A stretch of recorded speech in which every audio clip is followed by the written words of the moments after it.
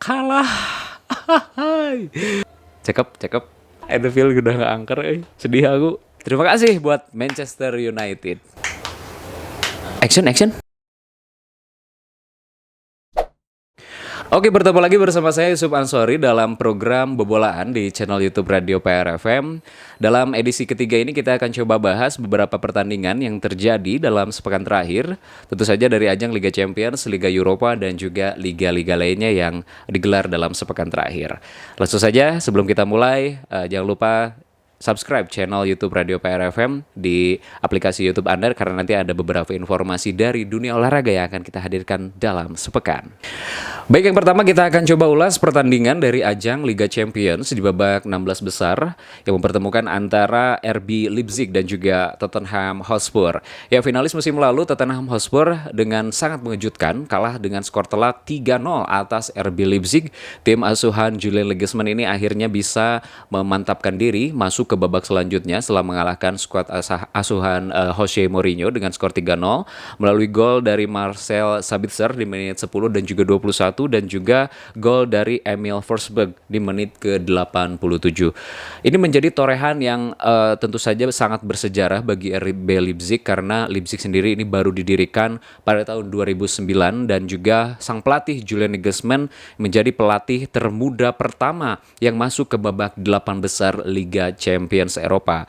Dengan hasil ini, Tottenham Hotspur harus kalah dengan agregat 0-3 dari RB Leipzig dan juga harus memupus harapan mereka untuk bisa kembali ke babak final Liga Champions seperti musim kemarin. Di pertandingan berikutnya ada Valencia melawan Atalanta, dua tim kuda hitam yang tidak diunggulkan sebetulnya di babak 16 besar Liga Champions musim ini. Tentu saja kemenangan yang terjadi di leg pertama antara Valencia melawan Atalanta di mana skor di leg pertama 4-1 dan ini berulang di pertandingan leg kedua di mana Atalanta berhasil menang dengan skor 3-4 atas Valencia. Gol dari Valencia sendiri ini dicetak oleh Kevin Gameiro di menit 21 dan menit 51, kemudian juga Ferran Torres di menit 67. Sementara gol dari Atalanta ini dicetak oleh pemain yang bisa dibilang tua-tua keladi ya, yaitu Josip Ilicic yang berhasil melesakkan quadrik atau 4 gol di pertandingan ini dan hasil ini pun membawa Atalanta menjadi klub selanjutnya yang menyusul RB Leipzig ke babak 8 besar Liga Champions dan tentu saja ini menjadi torehan tersendiri bagi tim asal Italia ini. Lalu di pertandingan lainnya ada Paris Saint-Germain melawan Borussia Dortmund di mana PSG berhasil menang dengan skor 2-0. Sebelumnya di pertandingan leg pertama lalu, skuad asuhan dari Thomas Tuchel ini harus mengakui kekalahan timnya atas Borussia Dortmund dengan skor 2-1 dan gol dari PSG sendiri di leg kedua ini diciptakan oleh mega bintang mereka yaitu Neymar di menit 28, kemudian juga Juan Bernat di menit 45+1 babak pertama. Ada yang menarik dalam pertandingan kali ini antara PSG melawan Dortmund di mana pertandingan yang seharusnya digelar dengan penonton karena akibat wabah virus corona yang juga menyerang sepak bola di Perancis, pertandingan ini pun digelar tanpa penonton begitu ya. Namun kalau kita lihat di Instagram, di Twitter begitu ya, setelah pertandingan kemarin pemain PSG Angel Di Maria ini menjadi konduktor begitu ya para supporter di luar, terutama supporter PSG untuk merayakan kelolosnya mereka ke babak 8 besar Liga Champions 2020. Nah, ini pertandingan yang saya terlalu lemas sebetulnya ya. Ini pertandingan yang kemarin ramai banget ya, pertandingan yang menyita perhatian banget antara Liverpool melawan Atletico Madrid ya, di mana juara bertahan Liverpool akhirnya kalah lagi ya, kali ini di ajang Liga Champions atas Atletico Madrid. 2 gol dari Liverpool yang dilesakan masing-masing oleh Jorginho Wijnaldum dan juga Roberto Firmino nampaknya tidak bisa mengantarkan skuad asuhan Jurgen Klopp untuk mempertahankan gelarnya musim ini meskipun bertanding di stadion mereka, di Stadion Anfield, tapi Liverpool harus kalah dengan skor 3-2 atas Atletico Madrid di mana kemarin bintang Atletico Madrid Marcos Llorente berhasil menciptakan 2 gol sementara 1 gol lagi diciptakan oleh Alvaro Morata. Pertandingan antara Liverpool melawan Atletico Madrid kemarin menjadi sorotan karena blunder yang banyak sekali dilakukan oleh kiper Liverpool Adrian, sementara penampilan Jan Oblak di bawah gawang Atletico Madrid ini cukup brilian sekali dengan 9 penyelamatan, sementara Adrian kiper Kiper bapuk. Ini tentu saja sangat mengecewakan sekali karena Liverpool harus kalah di Anfield setelah sekian lama. Tapi nggak apa-apa ya. Mudah-mudahan tim lain yang nanti akan juara di Liga Champions edisi musim ini bisa menorehkan prestasi yang sama seperti Liverpool di musim kemarin. Kita akan coba musim depan ya. Apakah Liverpool masih akan bisa juara di Liga Champions? Kita tunggu. Anfield udah nggak angker berarti sekarang ya? Anfield udah angker ya, masih angker si Jalak Harupat ya. Si Jalak Harupat masih angker. Persib menang. Si Jalak Harupat masih angker dan Siliwangi. Anfield udah nggak angker, sedih aku. Kita akan coba beralih ke ajang lainnya, yaitu ke ajang Liga Europa, di mana tim asal Austria, yaitu Lux Linz, ya susah banget ini nama tim ya. Ini harus mengakui keunggulan Manchester United dengan skor 0-5 di babak 16 besar leg pertama Liga Europa musim ini. Gol-gol dari Setan Merah sendiri diciptakan oleh Odion Ighalo di menit 28, Daniel James di menit 58, Juan Mata 82, Mason Greenwood di menit 90+1, dan juga satu gol lainnya dicetak oleh Andres Pereira.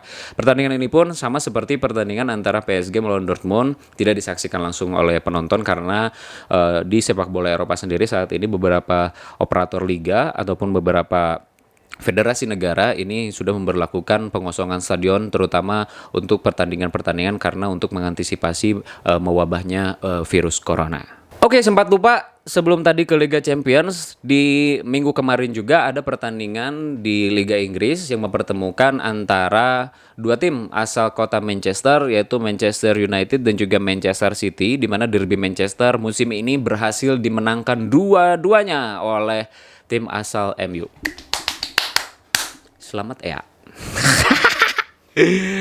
Ya, jadi MU berhasil memenangkan pertandingan di derby Manchester edisi kedua musim ini di Stadion Old Trafford. MU berhasil menang dengan skor 2-0 melalui gol dari Anthony Martial dan juga Scott McTominay di menit 90+6 yang berhasil memanfaatkan blunder fatal dari kiper Manchester City Ederson ya.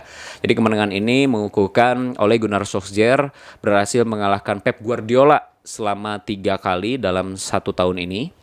Yang pertama di ajang Liga Inggris, kemudian juga di ajang Piala Carling, dan kembali di ajang Liga Inggris di Derby Manchester edisi kedua. Selamat buat Manchester United karena dengan hasil ini Liverpool semakin mendekati ya juara Liga Inggris yang terakhir kali mereka raih selama 30 tahun terakhir ya. Terima kasih buat Manchester United. Manchester is red. Itu dia beberapa pertandingan yang kita tadi sempat ulas, baik dari Liga Champions, Liga Europa, dan juga Liga Inggris. Tapi ini ada kabar yang cukup menyedihkan juga, kabar yang cukup kurang mengenakan begitu ya bagi para pecinta sepak bola, di mana wabah virus corona ini nampaknya sudah mulai merambah ke sepak bola khususnya di Eropa begitu. Hal itu pun terbukti dari beberapa pertandingan kemarin di ajang Liga Champions dan juga Liga Europa, di mana pertandingan-pertandingan tersebut digelar tanpa penonton karena dari pihak otoritas sepak bola setempat juga ini tidak memperkenankan supporter untuk datang ke stadion karena untuk mengantisipasi beredarnya virus corona terutama di liga-liga Eropa begitu. Dan ini tentu saja sangat mengejutkan sekali, tidak hanya di kompetisi Liga Champions dan juga Liga Europa. Sepak bola di Liga Serie A Italia ini sudah menunda seluruh pertandingan hingga bulan April nanti karena dua pemain yang berlaga di sepak bola Serie A Italia, yaitu pemain asal Juventus, yaitu Daniel Rugani asal Juventus dan juga Manolo Gabbiadini asal Sampdoria, ini positif terpapar virus corona, sehingga PSSI-nya Italia ini sementara menunda seluruh pertandingan di gelaran Serie A Italia. Bahkan juga pertandingan Liga Champions antara Juventus melawan Olympique Lyon pun turut terimbas penundaan jadwal ini. Tidak hanya di Liga Italia, nampaknya penundaan pertandingan juga berlaku untuk Liga Inggris, di mana otoritas setempat yaitu FA sudah menggelar pertemuan bersama dengan komisaris dan juga para petinggi klub untuk menunda sementara seluruh pertandingan di Liga Inggris hingga tanggal 3 April 2020. Karena di Liga Inggris sendiri ini sudah ada beberapa pemain dan juga pelatih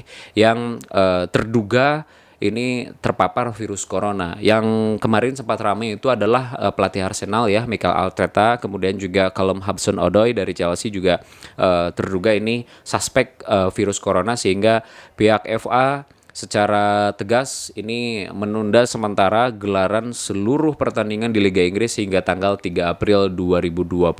Tidak hanya di Liga Inggris, nampaknya Liga Spanyol juga ini mengalami penundaan jadwal hingga 2 pekan ke depan. Liga Jerman dan Liga Perancis juga melakukan hal yang sama hingga batas waktu yang tidak ditentukan. Tentu saja ini menjadi sebuah tragedi tersendiri begitu ya di sepak bola, karena ini baru terjadi selama gelaran sepak bola, baik itu di kancah Liga Eropa, Liga Inggris, Liga Italia, Liga Spanyol, Liga Jerman hingga Liga Perancis, penundaan jadwal ini. Tapi kita doakan bersama-sama semoga wabah virus corona ini segera reda dan kita bisa kembali menyaksikan pertandingan sepak bola Eropa.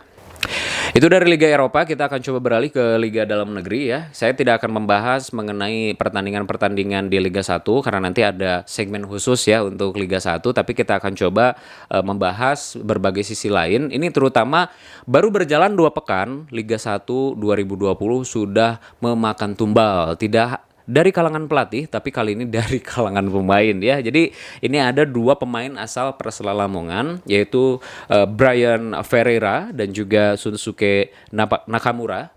Ya, jadi Bryan Ferreira dan juga Shunsuke Nakamura ini dipastikan dicoret dari skuad Persela Lamongan karena penampilannya yang kurang memuaskan. Sayang sekali ya, baru 2 pekan tapi kedua pemain tersebut sudah tidak bisa berkostum lagi Persela Lamongan. Kemudian selain dari Persela Lamongan, ini juga ada kabar yang cukup menarik ya. Ini mantan pemain Persib Bandung yaitu Rafael Mauntimo. Rafael Mauntimo akhirnya di musim ini kembali menjadi bagian dari skuad Persita Tangerang ya. Dan pemain asal naturalisasi asal Belanda ini juga akhirnya bisa kembali mencicipi Liga 1 2020, dan kita akan lihat apakah Mauntimo masih bisa menunjukkan kelasnya sebagai pemain yang memang berkualitas begitu ya di usianya yang kini sudah beranjak kepala 3. Dari Liga 1 kita akan coba beralih ke ajang AFC Cup, di mana 2 wakil Indonesia ya, yaitu Bali United dan juga PSM Makassar ini tidak berhasil menorehkan catatan baik di kandang lawannya masing-masing, di mana Bali United ini harus menyerah dengan skor 4-0. Wow, 4-0 dari Ceres Nugros, tim asal Filipina.